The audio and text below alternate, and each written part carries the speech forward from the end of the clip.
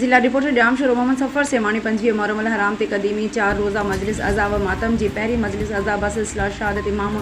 अली ज़ैनुल आबिदीन अलैहिस्सलाम जी कदीमी हुसैनी इमाम बारगाह सेमण में सैयद गुल मोहम्मद शाह लखियारी उर्फ राजा साईं सज्जादा नशीन दरगाह लाल शहबाज कलंदर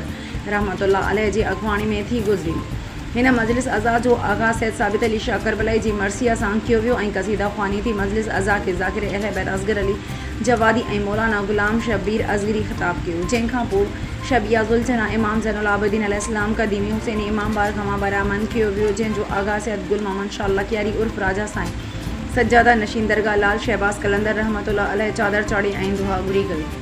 ज़ुलझना जो जुलूस पंहिंजे क़दीमी रस्ते तां थींदो, दरगाह हज़रत कलंदर लाल शहबाज रहमतुल्लाह अलैह तां थींदो। कदीमी हुसैनी इमाम बारगाह में नहर ते हिन जुलूस में मोमिन अज़ादारन मरसिया ख़्वानी नुहा ख़्वानी मातमदारी ऐं सेना ज़नी कई। हिन जुलूस में शहर जे सादात ऐं मोमिन घणे तादाद में शिरकत कई।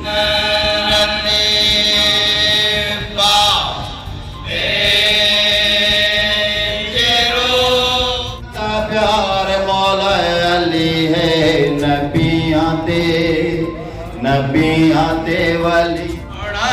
सारे सोने तो सोना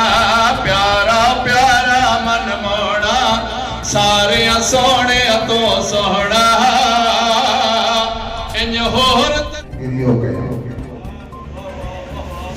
ये मौला से यकीनन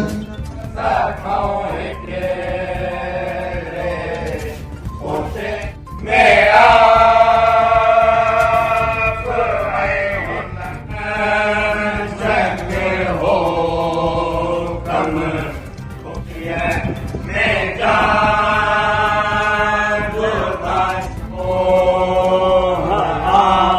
मैं